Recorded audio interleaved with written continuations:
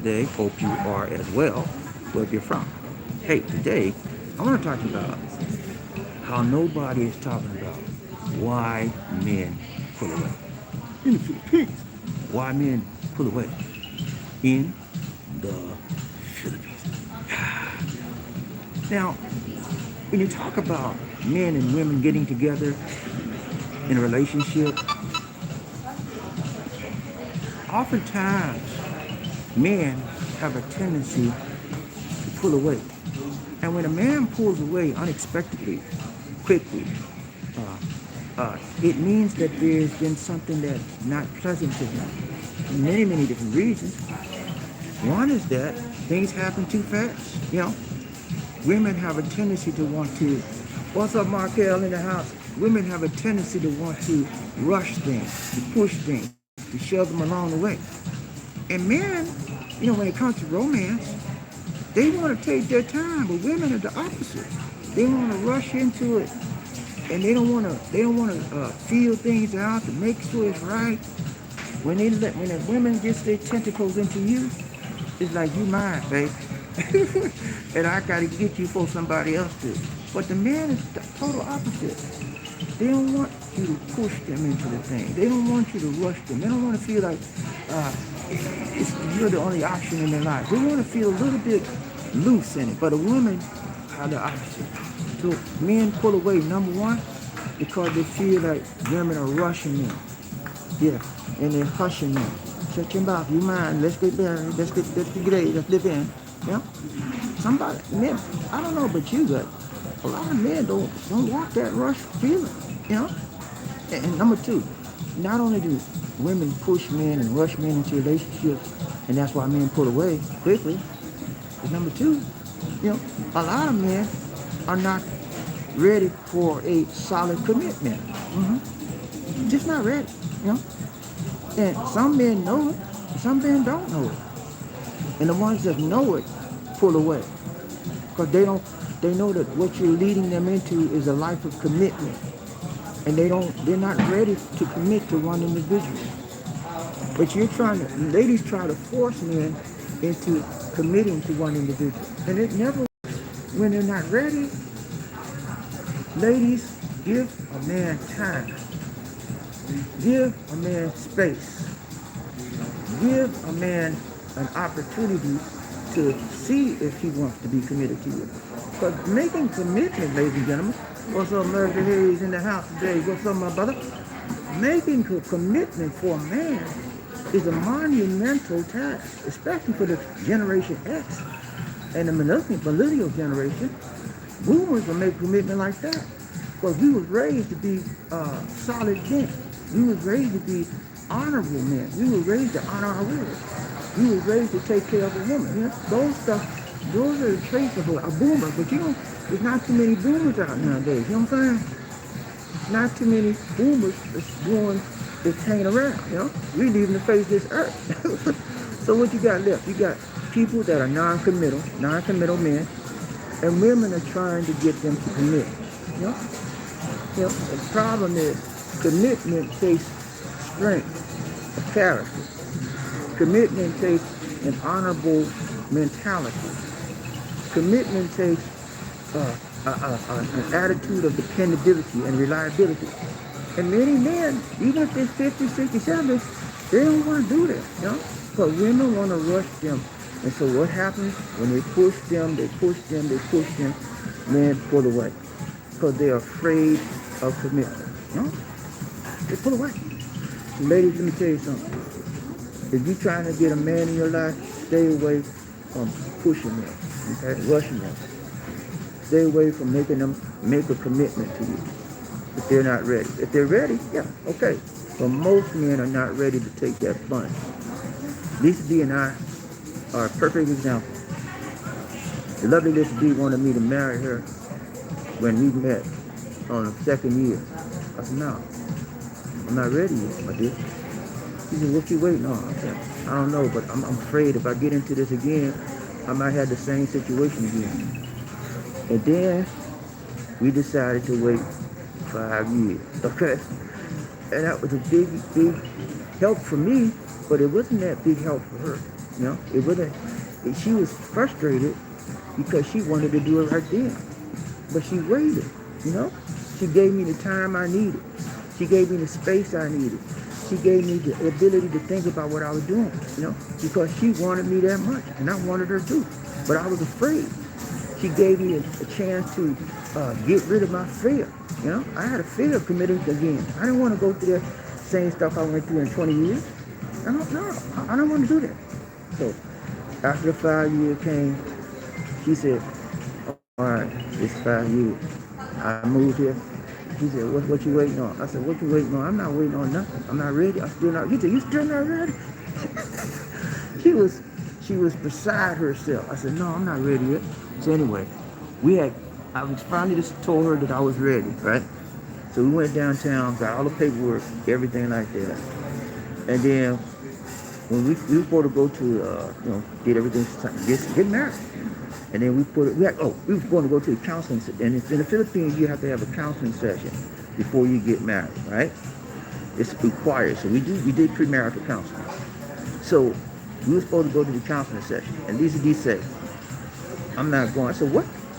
She said, I'm not going. I said, well, you're not going. She said, I'm not ready now. I had waited so long. She got so frustrated. She didn't know she was ready. So sometimes you can wait too long, 5 years. But then we talked it out, and we both decided to go. So we went down, we got to counseling, and we got married. And you can see us to this day. Lisa D is happy as she could be. Look at her, y'all. Look at the smile on her face. Look at her, y'all. She is happy as she could be. We're here in Globe, y'all. Globe. Let me tell you why we're here in Globe, guys. These people, you remember we had Globe as a service, right? And after Odette, Globe went out for 3 months and they never came back. So we came down here and said we need to change service, we want to cancel service. And they tried to make us pay an early termination fee. We said not pay it.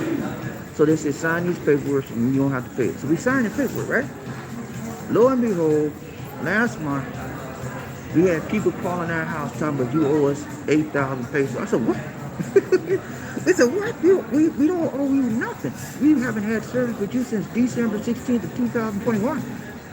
So they haven't gotten us off their books. And they got people calling our house over and over again. So this is the second time we've been down here. And this time we asked to speak to a supervisor because this has to stop.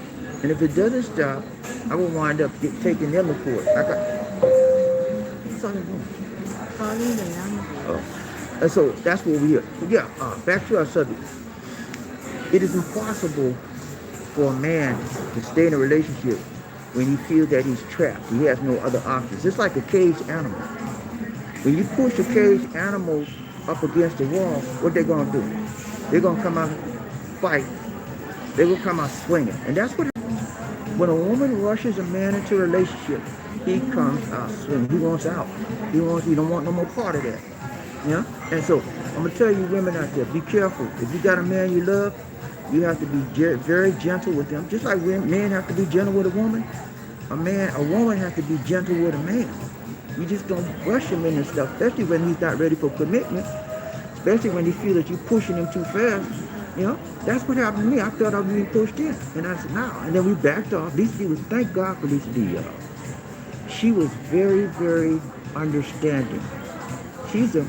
In that particular instance, she was the most understanding woman I've ever met. She waited. She waited for me, and I waited for her. And we have a happy story because of it. We waited. We took time. We didn't rush into it. I didn't feel like I was being pushed.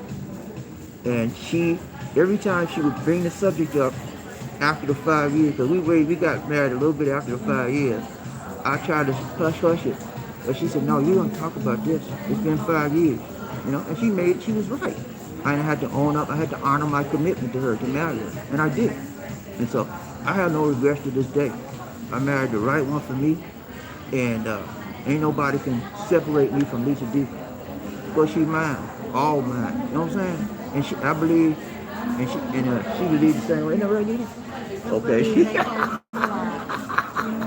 She mad with me, y'all. She ain't talking, y'all. She ain't want to talk. We've been out there all morning waiting on these people. She tired too. But yeah, man, that's it, man. I just want to let how people, nobody talks about why men pull away in relationships. That's why. Marco Hayes said boomers are senior citizens now, and the now generation won't listen to boomers because they think all boomer will teach them to be simps. Huh? Oh, boom, what? All boomers will teach them to be simps. Yeah, that's part of it, Murphy. Um, yeah, they think that boomers are simps, but it's not true. Boomers are very honorable people. Boomers are more manly than the now generation, to be honest with you. I'm not a simp. I know some of y'all might think I am, but I'm not. I'm a man. I'm a real man. I believe in giving women an opportunity to be themselves. At the same time, I'm going to be myself. And that means sometimes the man and the woman will clash, you know? But I also believe that in a relationship, the man is the paramount, he's the leader. And if whatever says, he said, if they can't agree on things, then whatever said he says has to go. So with that regard, I won't be a simp in my relationship. If I have to be a simp in my relationship, I won't be in one. Okay? That's it. Now, I'm not gonna go out like that. I will respect my women at every opportunity I can, and I will respect her. But I stay from her to me. You know, it's a mutual thing. It's a mutual time. It's a two-way street. We have to both respect each other in every way possible. So no, boomers don't teach the younger generation to be simps. They teach them to be understanding and respectful to their lady. And the world today are putting females down left and right. Look at the we generation, you know? Me too generation. All of these men are taking advantage of the females. Weinstein, who else? Bill Cosby. All of these men have been taking advantage of women for years and years and years. And now the women are speaking out and they're coming against it. I would never take advantage of a woman like that. You know? And so, no, boomers don't teach them to be simps. That's what they think, Murphy. But I would never teach a young man. I don't teach being a simp. I don't teach being a doorman. No, a simp is a doorman. I'm not going to be like that. Yeah, and I would advise if you're a man out there, don't never let a woman walk over you, and don't ever let anyone walk over you. Be a doorman. You know? Be strong, be long, be right, be tight. Whenever a woman sees you strong in her life, she will not depart from you because women need strength. Women need leadership. Women need counseling. Women need guidance. And they need understanding and love most of all. And boomers have an opportunity and a tendency to give the women what they need. When you give somebody what they need, they're not going to leave you. They're going to cleave to you. You know? You ever heard of leave and cleave principle? They're going to stay with you. You know? No matter what, how hard it is, how easy it is, they're going to be with you. Mark Kelly, the first man up in the house, Murphy, what's up? Murphy, what you got to tell Murphy? What you got to tell Murphy? Nothing. He's number two. Number two, just want to. I can't say it loud because you are in public. Number two, just for, hey man, good to see you, man. But yeah, this is just a quick tip about how nobody talks about why men pull away in a relationship. If you find a woman pushing you, making you hurry up and get there what she want to live in with you, yeah, when you come to the Philippines, you'll find that a lot. When the Filipinos meet you and they like you, and even if they don't like you, the first thing they want to do, if you got a place, can I come stay with you? That's the first thing they want, because they know if they stay with you, you have to do what? Take care of them. They're pushing you into a relationship. And if you got any sense, you will not get into that. Only go into a relationship that you want somebody to do, that he feels for you, and they want to do for you, want you for you, and not for your money. That's it for that, guys. Just a quick tip. We out here at Globe. Martin Hayes said, we know that, but they don't. They know that, but they don't. They call it dumping because of the crazy mentality they have. Yeah, the Generation X, and the millennial generations are people that have very little moral values. They have very little moral fiber. The character is loose as a goose because they are the age that have been raised with the internet age. They had internet that were coming up, and they had these little games. You know, the games they play all the time. That's how they were raised. They didn't go outside and experiment and learn to use their imagination and have to do stuff with nothing given to them. They didn't do that, and as a result, they are lacking in a lot of strength, mental ability, emotional ability. You know, but when you take the game away, they got nothing. You know, and they crying and whining around the house. You know, we had our imagination as children. We learned how to improvise. You know, when we played horsey, I would get me a broomstick. You don't remember that? You get a broomstick and you put the broomstick between your legs and you run. Say, giddy up. We did all of that because we had no choice. You know, we didn't have no games. We didn't have no internet. We had to get out and we have to play, naturally play. These days, kids don't know how to play. They only know how to play games, and they only know how to get online and you know stuff like that. You know, so as a result, their mentality is shaped in a different way than ours.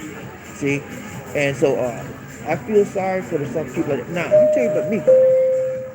With it, me, my family, my children. I raised my children to not rely on games. I didn't buy no games with them. They wanted me to buy the PlayStation. All I said, nah, not playing that. Y'all ain't playing no game. Y'all need to get outside and play. And that's what I made them do. Get outside and play. So my kids are not like that. They're millennials, but they're not like that. You know, they're independent. All of my kids have great jobs. One works for Bank of America. One works for a lawyer. She's a legal assistant. One works for a hospital. She's a dialysis technician. And one works for State Farm. She's a these claims adjuster. You know, all of them got good jobs and they're self-sufficient because I taught them to be like that. Don't rely on no man to bring you no money. Get out there and get it for yourself. You know, that's what I taught them. And so I thank God that they don't beg me for a peso. None of my kids have called me and said, Daddy, you look now. They didn't know. I taught them to do for yourself. Now, if they get in a pinch, I'm right there for them. But I taught them how to plan their budget. I taught them all of that. You know? So all of those are independent. And so, but if you teach your family right, you ain't got to worry about them being raised by the game. You know? The gamers. They're having a gamer mentality. They have a give me mentality. Having I don't want to do nothing for myself mentality. You teach them to be independent and to think for themselves, and they'll come out all right. All my kids praise the Lord, and I taught them more above all else is to stay in touch with the Lord. Some of them, some of them have gone away from God. Sometimes they come back. Because, when the Bible said train up a child in the way he should go when he's old, he'll not depart, they come right back because they got that training from a kid. All of them in the church, and all of them are doing well. Now, does that mean they don't have any issues? They got issues like everybody else. But they got sense. They was trained to deal with issues and don't let the issue deal with you.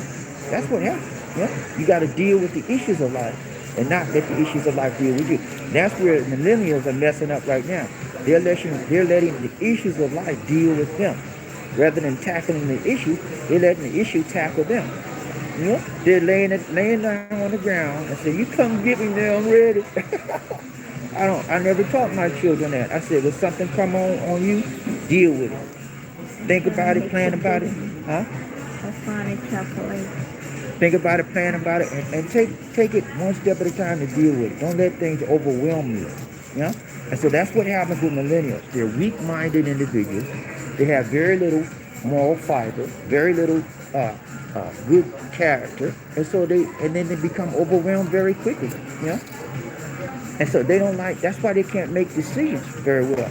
And that's why they feel like everybody's pressuring them to do stuff. And that's why they can't make commitments. So if you raise your children properly, they'll be all right, no matter what age they are. And that's how they're mine.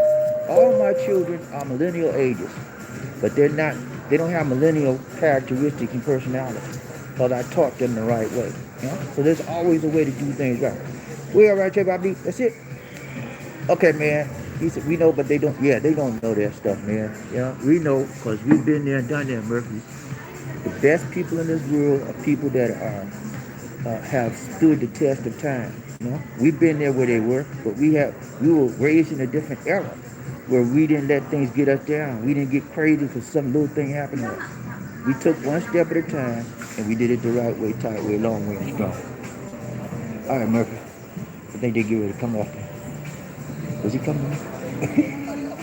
I thought that guard right there was gonna probably get me, tell me, hang this up. He just walked past. Thank goodness.